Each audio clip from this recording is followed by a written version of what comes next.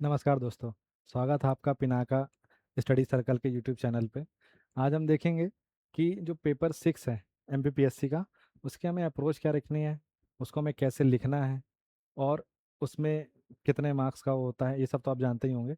लेकिन मोस्टली हमें उसको कैसे लिखना है, उसकी क्या अप्रोच होनी चाहिए, उन सब चीज़ों को देखेंगे। तो आपको पता होगा कि ये जो पेपर 6 है ये हमारा टोटल 100 मार्क्स का होता है, ठीक है। और इसमें क्या होता है, इसमें चार चीज़ें होती हैं। एक तो आपका होता है 50 मार्क्स वाला ऐसे, फिर आपका होता है 20 मार्क्स वाला ऐसे, और फिर आपका होता है 15 मार्क्स के, और 15 मार्क्स के एक प्रतिवेदन और प्रपत्र वगैरह होता है। तो हम यहाँ पे इनको नहीं देखेंगे, इनको देखेंगे। तो टोटल हमारा जो ऐसे है वो 70 मार्क्स का है। तो इसको हम डील करेंगे, और ये मोस्टली होगा 2025 वालों के लिए, अभी फिलहाल में 26 वालों के लिए भी यूज़फुल होगा। तो आइए हम समझते हैं कि हम अपनी क्या अप्रोच रखें 2025 में। अभी 7-8 अगस्त से जो मेंस चालू होने वाला है उसके लिए। तो सबसे पहले आपको जो फर्स्ट स्टेज है उसमें आपको ये ध्यान रखना है कि आप जो 50 मार्क वाले में चार चार ऐसे होते हैं, ठीक है। आपको कोई एक चूज करना होता है।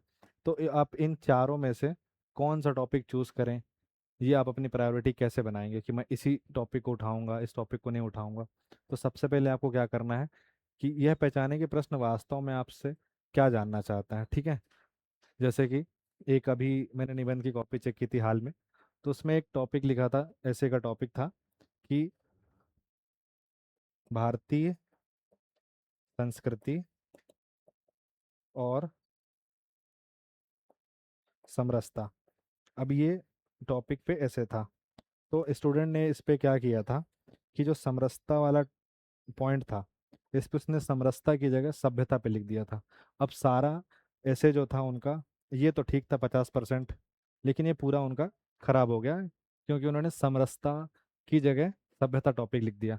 तो आपको ये ध्यान देना है सबसे पहले कि प्रश्न की डिमांड क्या है। तो सबसे पहले आपको प्रश्न को अच्छे से पढ़ना है कि प्रश्न क्या पूछ रहा है, ठीक है। टूरिज्म को टेररिज्म तो लिख के नहीं आ गए आप, ठीक है।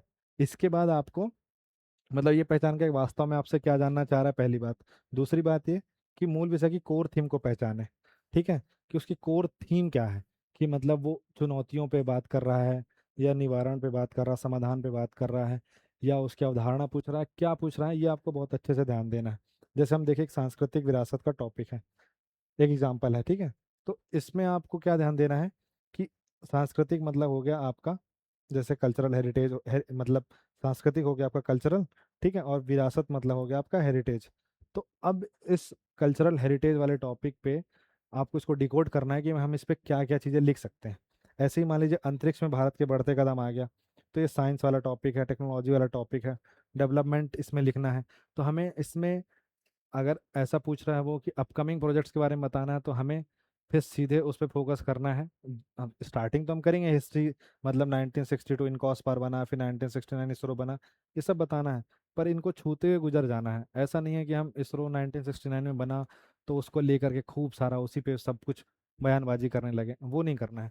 तो आपको ये ध्यान रखना है कि जो हमारा प्रश्न पूछा गया है उसको अच्छे से डिकोड करना है, और ये सब कुछ पीछे जा करके करना है, पीछे जो आपका स्पेस रहता है उस पर जा करके करना है, ठीक।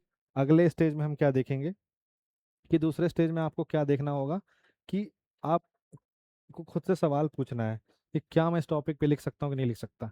लेट सपोज सांस्कृतिक विरासत वाले टॉपिक पे ही इसे आ गया, ठीक है।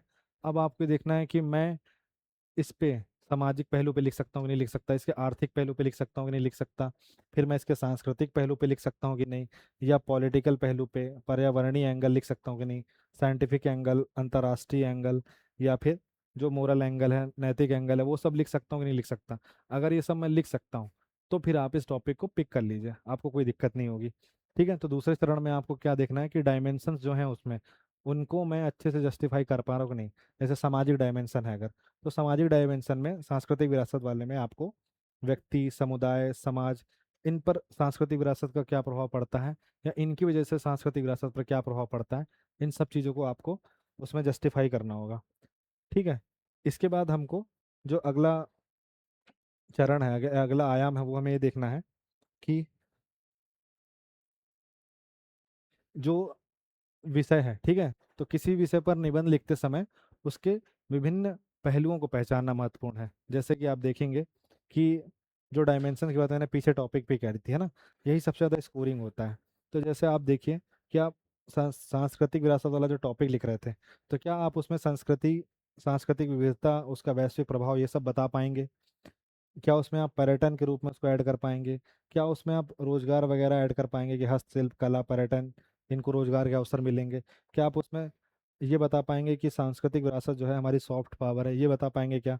यूनेस्को से उसको लिंक कर पाएंगे, या उसको विकसित भारत 2047 से जोड़ पाएंगे कि नहीं? अगर आप इन सब चीज़ों को अगर कर पाएंगे तो आप जरूर उस टॉपिक को पिक करिए और उस पर आगे बढ़िए।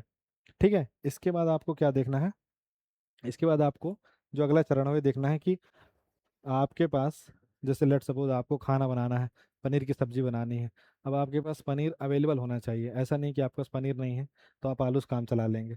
तो आपके पास सारा मटेरियल है कि नहीं? जैसे आप अपने आप से पूछें कि मेरे पास पर्याप्त उदाहरण है कि नहीं, कि क्या विषय से संबंधित आपके पास पर्याप्त और प्रासंगिक उदाहरण है कि नहीं। लेट सपोज आप बता रहे हैं सांस्कृतिक विरासत के टॉपिक को हल कर रहे हैं, अब उस पर आपके पास ये पता है कि नहीं कि आपको मध्य प्रदेश में 3 सांस्कृतिक विरासत हैं। ठीक है, जैसे कि आपका खजुराहो हो गया, उसके बाद आपका जो भीमबेटका है वो हो गया, उसके बाद आपका सांची स्तूप हो गया। ये 3 जो वर्ल्ड हेरिटेज साइट है, क्या आप उसका उदाहरण दे पाएंगे? क्या आप सरकारी योजनाएं जोड़ पाएंगे कि जो प्रसाद स्कीम चल रही है उसके लिए? क्या आप इसको जोड़ पाएंगे? क्या आप एक भारत श्रेष्ठ भारत इसमें जोड़ पाएंगे? आपके पास ये डेटा होना चाहिए, ये आपके पास योजनाएं पता होनी चाहिए। क्या आप उसमें रिपोर्ट्स या डेटा जोड़ पाएंगे कि विश्वसनीय रिपोर्ट, सर्वेक्षण, सांख्यिकी डेटा, कुछ भी आपको जो याद हो कि मान लीजिए कि संस्कृति मंत्रालय ने ये जानकारी दी, या आपको ये पता है क्या कि 45th जो हमारा वर्ल्ड हेरिटेज साइट है वो कौन बन गया? सारनाथ बन गया है। तो क्या आप इसको जोड़ पाएंगे? अगर आप ये सब जोड़ पाएंगे तो आपके पास मटेरियल उपलब्ध है और आप उस ऐसे को क्या कर पाएंगे? अच्छे से अप्रोच कर पाएंगे। फिर उसके बाद करंट अफेयर, ठीक है, जो मैंने यहाँ भी बता दिया। तो डेटा, करंट अफेयर एक सही हो जाएगा। तो अगर आपके पास ये सब चीज़ें अवेलेबल हैं तो आप बिल्कुल उस टॉपिक को पिक कर सकते हैं बिना ज़्यादा कुछ सोचे। इसके बाद जैसे मैं आपको यहाँ पे एक और चीज़ बताऊँ कि लेट सपोज मान लीजिए रिन्यूएबल एनर्जी का एक टॉपिक है कोई, उस पे से आ गया, उसका ऐसे तो है ही। तो उसमें एग्जाम्पल जब हम ऐड करेंगे या फिर हम उसमें जब स्कीम्स वगैरह डालेंगे, तो क्या आपको राष्ट्रीय सौर मिशन ये याद है? क्या आपको international solar alliance, PM Kusum, green hydrogen mission, net zero 2070, Panchamrit, अगर ये सब आपको अच्छे से याद है तो आप उस टॉपिक को जस्टिफाई कर पाएंगे। If you aware about all this, it means you can write, है ना? तो अगर आपके पास ये रिन्यूएबल एनर्जी का अगर टॉपिक पे निबंध आ गया, उस पे उदाहरण या उस पे स्कीम्स अगर आपको इस टाइप की याद है, तो वो आपका बहुत अच्छा ऐसे बन सकता है। इसके बाद हमें क्या देखना है कि आप कोई चीज़ लिख रहे हैं, लेट सपोज आपको मान लीजिए खाना बनाना है। तो आप क्या करते हैं? सबसे पहले आप अगर इंडक्शन में बना रहे हैं, गैस में बना रहे हैं, तो गैस चालू करेंगे, इंडक्शन चालू करेंगे, उसके ऊपर आप मान लीजिए सब्जी बना रहे हैं तो आप उसमें पात्र चढ़ाएंगे, कढ़ाई चढ़ाएंगे, उस पर तेल डालेंगे, आगे की सारी चीज़ें करेंगे। ऐसे ही हर निबंध में एक फ्लो होता है। तो वो फ्लो क्या बोलता है कि इसके बाद ये होना चाहिए। तो फ्लो क्या बोल रहा है कि पहले इंट्रोडक्शन होना चाहिए, ठीक है, कि आप बताइए कि सांस्कृतिक विरासत है क्या, ये बताइए। या विकसित भारत 2047 आ गया तो आप ये बताइए कि विकसित भारत 2047 क्या है। इसके बाद आपको देखना है कि उसमें आपको उसकी अवधारणा बतानी है या उसका अर्थ बताना है कि सांस्कृतिक विरासत का मतलब क्या होता है। इसके बाद आपको उसका महत्व बताना है कि उसकी इम्पोर्टेंस क्या है, कि उसकी और उसकी इम्पोर्टेंस कैसे बतानी है कि सामाजिक, आर्थिक, राजनीतिक, सांस्कृतिक सारे महत्व बताने हैं। इसके बाद आपको करंट रेलिवेंस डालना है उसका, कि अभी वर्तमान उसकी क्या प्रासंगिकता है, या हम इसको वर्तमान में क्यों पढ़ रहे हैं, या इसका वर्तमान में इसमें कुछ डेवलपमेंट्स हुए हैं कि नहीं हुए। फिर इसमें चैलेंजेस बताने हैं, जैसे मान लीजिए रिन्यूएबल एनर्जी का ही आ गया तो इसमें चैलेंजेस क्या लिखेंगे आप? कि एनर्जी क्राइसिस चैलेंजेस है पहला। दूसरा, जो इलेक्ट की R&D बहुत कम है, इनोवेशंस नहीं हो रहे हैं। इसके अलावा जो लोग हैं वो अच्छे से अडॉप्ट नहीं कर पा रहे हैं नई टेक्नोलॉजीज को, ये बताएंगे आप। वैसे ही फिर कुछ गवर्नमेंट इनिशिएटिव है कि नहीं, तो अगर कुछ गवर्नमेंट इनिशिएटिव जैसे कि सरकार ने फेम 1 फेम 2 दो स्टेज ये लेकर के आए। उसके बाद सरकार ने जैसे इलेक्ट्रिक व्हीकल्स अगर आप खरीद रहे हैं तो आपको सब्सिडी देती हैं, ठीक। तो ये तमाम चीज़ें जो हैं गवर्नमेंट इनिशिएटिव्स में आ जाएंगी। फिर सॉल्यूशंस कुछ है कि नहीं आपके पास, ठीक है, जैसे कि मान लीजिए चैलेंजेस हैं तो सॉल्यूशन में आप क्या लिख सकते हैं कि भाई कार पूलिंग करो, अपने तरफ से सॉल्यूशंस देने हैं, सरकार का तो इनिशिएटिव आपने बता दिया, अपने तरफ से सॉल्यूशन देने हैं आपको। फिर उसके बाद इसको विकसित भारत से आप लिंक कर दीजिए, ठीक है। फिर इसके बाद आप इसको कंक्लूजन दे दीजिए, और कंक्लूजन को कोशिश करिए कि आप उस कंक्लूजन को लिंक कर पाएँ इंट्रो से। कैसे लिंक कर पाएँ? लेट सपोज आपने जो भी कंक्लूजन स्टार्ट किया, इंट्रो स्टार्ट किया कि भारत में ऐसा है वैसा है, और वो कंक्लूजन जो है और आपका जो इंट्रोडक्शन है वो दोनों लास्ट में जाके मिक्स हो जाएं, तो ये बहुत अच्छा बनेगा। ऐसा होता है ना जैसे आप धनिया पत्ती डाल के फिर गैस बंद कर देते हैं, तो खाना आपका कंप्लीट हो गया। ऐसे ही कंक्लूजन और इंट्रोडक्शन को मिक्स करने के बाद आपका जो खाना है या जो आपका ऐसे है वो तैयार हो जाएगा। यदि फ्लो स्पष्ट है तो आप टॉपिक चुन सकते हैं। ये आपको देखना है कि ये सब आपके पास है कि नहीं है। इसके बाद हम आगे बढ़ेंगे, तो हम आगे देखेंगे कि अब ये सब तो मैंने आपको बता दिया कि क्या बता दिया मैंने आपको कि आपको टॉपिक चूज कैसे करना है। अब आपको ये ध्यान देना है कि हम इसकी स्टार्टिंग कैसे करें। कि कोई मैंने ऐसे पिक कर लिया, अब मान लीजिए मैंने एक इसे पिक कर लिया, विकसित भारत 2047। क्या ऐसे पिक कर लिया मैंने, विकसित भारत एट 2047, ये मैंने पिक कर लिया। अब इसकी स्टार्टिंग कैसे करनी है ये हमको समझना है कि आप इसकी स्टार्टिंग कैसे करेंगे। ठीक है, तो आप इसकी स्टार्टिंग ऐसे करेंगे कि जो पहला पैराग्राफ है, ठीक है, जैसे मान लीजिए 1000 वर्ड का होगा ये। अब इस 1000 वर्ड में आपका जो पहला पन्ना है इससे मोटा माटी आप 100 वर्ड्स के आसपास इसमें लिखेंगे। तो जो पहला आपका पैराग्राफ हो वो इतना इंटरेस्टिंग हो कि जो पढ़ने वाला हो उसका ध्यान तुरंत खिंच जाए और पढ़ने की उत्सुकता जाग जाए। कैसे? जैसे कि किसी मूवी का ट्रेलर आता है, तो हम उस मूवी के 3 मिनट के ट्रेलर से उस मूवी के 3 घंटे की जो पूरी कहानी है ये पता लगा लेते हैं। और ये कैसे होता है?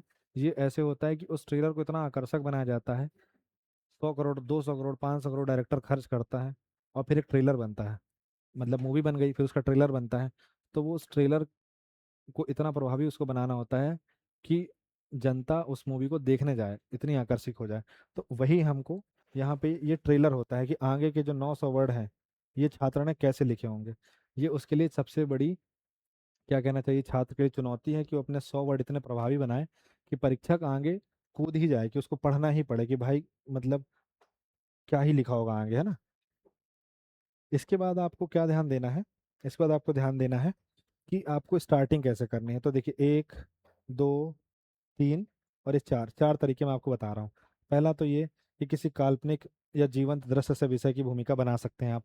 जैसे विकसित भारत आ गया, तो ऐसे बना सकते, इसको आप क्या कर, इसकी आप कहानी बना सकते हैं कि लेट सपोज 2047 में कोई बच्चा है वो पैदा होगा, तो वो देखेगा कि मतलब 2020 2025 के समय ऐसा कुछ भी नहीं था इस देश में। तो आप ऐसी कहानी बना सकते हैं कि 2047 या 2050 में पैदा हुआ जो बालक है वो जब बीते हुए भारत को देखेगा और उस दौरान के भारत को देखेगा या आगे की चीज़ें जानेगा, तो उसको पता चलेगा कि मैं जिस जमाने पे जी रहा था, इस जमाने को जीने के लिए हमारे पूर्वजों ने क्या किया था, एक आह्वान किया था जिसको विकसित भारत 2047 कहते हैं। तो ऐसी कोई कहानी बना सकते हैं आप। दूसरा, ऐतिहासिक संदर्भ ले सकते हैं कि जैसे 1900, कैसा लीजिए कि 1920 में जो आंदोलन चले, या फिर 1930 में सविनय अवज्ञा चला, फिर 1920 में 42 में भारत छोड़ो आंदोलन चला। तो इन सब आंदोलनों की वजह से क्या हुआ कि 1947 में देश आज़ाद हुआ। उसी प्रकार जो 2020 का दशक है उसमें गरीबी, असमानता, अशिक्षा, जलवायु संकट और ज्ञान आधारित चुनौतियां ये सब मौजूद हैं। तो इन चुनौतियों से लड़ने के लिए सरकार ने क्या किया कि एक इनिशिएटिव लिया और बोला कि 2047 तक हम इन सब चुनौतियों को खत्म करके एक विकसित भारत बनाएंगे। फिर तीसरे पॉइंट में कोई आप कोटेशन डाल सकते हैं, महात्मा गांधी जी का डाल सकते हैं, कबीर का डाल सकते हैं, ठीक है, रविन्द्रनाथ टैगोर जी का डाल सकते हैं, कबीरदास जी का डाल सकते हैं, अम्बेडकर जी का डाल सकते हैं। बहुत सारे महान लोग हैं। इन सब का किसी का भी कोटेशन उठा के जो उसके रिलेवेंट हो उसको डाल सकते हैं आप। इसके बाद आप समकालीन घटना कोई सी डाल सकते हैं कि कोई प्रामाणिक घटना या रिपोर्ट या आंकड़ों का उल्लेख कर सकते हैं।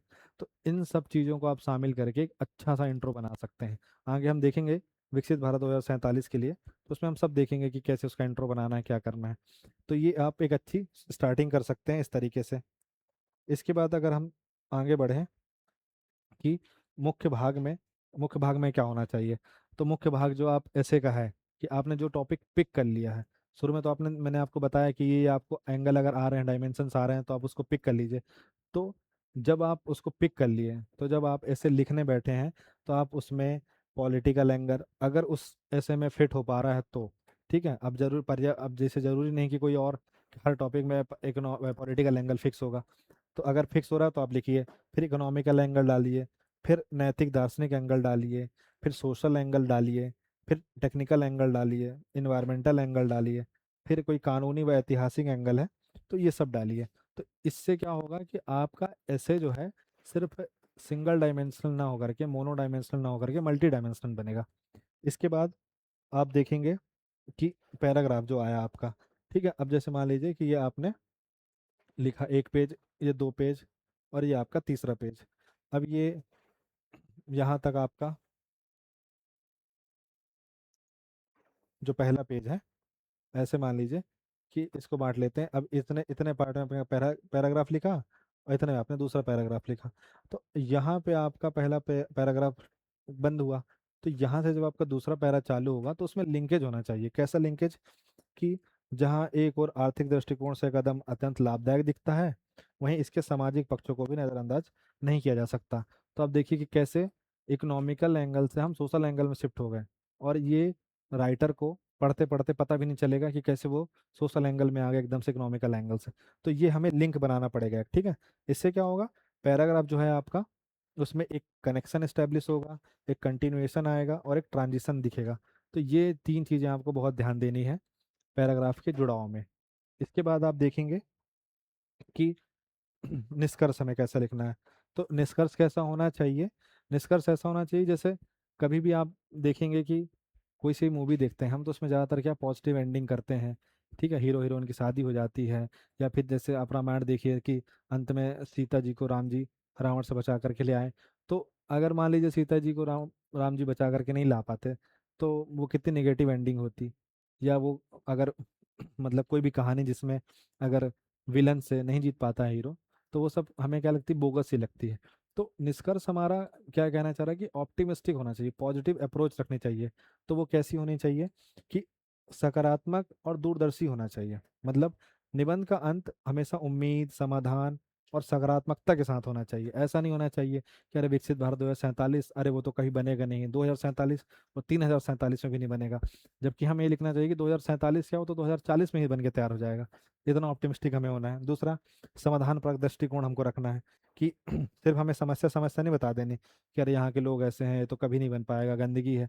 हमें वे फॉरवर्ड देना है कि हमें व्यक्ति के स्तर पर सुधार करना पड़ेगा, तब समाज, राष्ट्र और विश्व के स्तर पर सुधार होगा। इसके बाद हम जो प्रभावशाली अंत और अंतिम जो पंक्ति है, उसको प्रेरक कोटेशन के साथ, कविता के साथ, राष्ट्रीय मानवीय कल्याण के साथ और व्यापक विचार के साथ समाप्त करना है। कि किसी महापुरुष का आपने नीचे कोट लिख दिया, इसके जैसे मान लीजिए रामधारी सिंह दिनकर जी का कोट है कि ब्रह्मा से कुछ लिखा भाग्य में, ब्रह्मा से कुछ लिखा भाग्य में मनुज नहीं ला आया है, अपना सुख उसने अपने भुजबल से ही पाया है। तो ये आत्मनिर्भर भारत के लिए बहुत अच्छा हो सकता है कि जो मनुष्य जो भी कुछ प्राप्त किया उसने अपने भुजबल से, अपने सामर्थ्य से प्राप्त किया है। तो इस तरीके से आप पूरे निष्कर्ष के प्रभावशाली अंत कर सकते हैं। तो मैं ऐसा मानता हूँ कि जो अभी तक हमने देखा कि ऐसे कि हम शुरुआत कैसे करें, तो सबसे पहले आपको शुरुआत ऐसे करनी है कि हमको इजी टॉपिक पकड़ना है। और इजी टॉपिक वो आपके लिए कब होगा, जब आप उसको, अब जब आपको उसके सारे डायमेंशंस आते होंगे तो इजी होगा, ठीक है। फिर उसके बाद आपको ये देखना है कि मैं इसको फुलफिल कर पाऊंगा कि नहीं। खुद से सवाल पूछना है, क्या इसमें एग्जाम्पल डाल पाऊंगा, क्या इसमें कोटेशन डाल पाऊंगा, क्या इसमें कोई पंक्ति डाल पाऊंगा, क्या इसमें मैं कोई स्कीम डाल पाऊंगा। अगर ये सब आप डाल पाएंगे तो उसको बिल्कुल पिक कर लीजिए। इसके बाद आपको क्या देखना है कि आपको इंट्रो कैसे स्टार्ट करना है। इसके बाद आपको क्या देखना है कि जो मेन बॉडी है वो कैसे बनानी है। इसके बाद आपको क्या देखना है कि जो कंक्लूजन है वो मैं कैसे लिखूंगा। ये सब चीज़ें जब आप फुलफिल करेंगे तो आपका ऐसे एक बहुत अच्छा ऐसे बनेगा। तो मैं ऐसा मानता हूँ कि इस टॉपिक ने आपको जस्टिफाई किया होगा और आपको समझ में आया होगा।